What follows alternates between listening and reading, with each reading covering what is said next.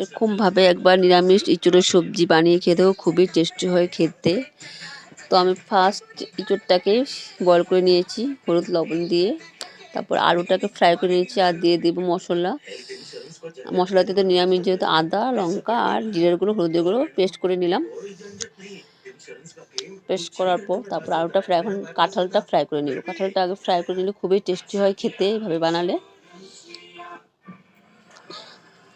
তারপরে ফোড়নে দিয়ে দেবো হচ্ছে গোটা গরম মশলা আর হচ্ছে এটা দিব হচ্ছে মেথি ফোড়ন দিলে খুবই টেস্টি হয়। তো মশলাগুলো ভালো করে কষিয়ে নেব।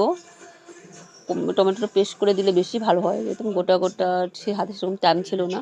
এবার আলুটা দিয়ে দিলাম, তারপরে কাঁঠালগুলো দিয়ে ভালো করে কষিয়ে নেব। কষিয়ে তারপরে এটা বেশি ঝোল হবে না, মাখো মাখো থাকবো।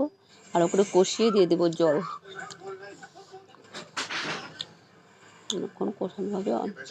অনেকক্ষণ কষাতে হবে, যত কষাবে অত ভালো রান্নার টেস্টটা ভালো আসে। কষানো হয়ে গেছে, এখন দিয়ে দেবো জলটা যখন ফুটে আসবো দিয়ে দেবো হচ্ছে গরম মশলা বা ঘরে ঘি থাকলে ঘি দিয়ে দিলে আরও টেস্টি হয়। আমি গরম মশলা দিয়েছি। তো এইভাবেই নিরামিষ কাঁঠাল সবজি বানালে খুবই টেস্টি হয় খেতে।